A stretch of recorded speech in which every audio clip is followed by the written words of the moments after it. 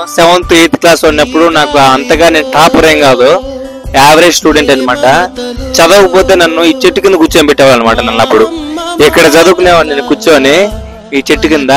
So చదవను, కింద గీక్కుంటా ఉంటా నేను. అవన్నీ గుర్తొస్తాను ఇప్పుడు.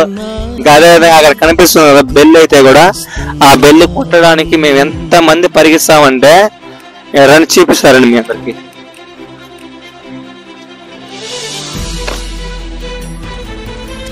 ఈ బెల్ అండి, ఈ బెల్ కొట్టడానికి మా సార్ చెప్తానమాట, వెళ్ళి బెల్ల కొట్టండి అని చెప్పి. అప్పుడు ఏం చేస్తుంటే పరిగిస్తా వచ్చి కొట్లాడుకుంటాం మేము ఈ బెల్ల కొట్టడానికి. నిజంగానే ఇలాంటి మెమరీస్ నేను ఎప్పటికీ మర్చిపోలేము కదా. 10th బ్యాచ్ అంటేనే ఆ మెమరీస్ అన్ని మర్చిపోలేము. అలాంటి ఫీల్ అనమాట. నాకు అప్పుడప్పుడు ఎమోషనల్ అవుతా.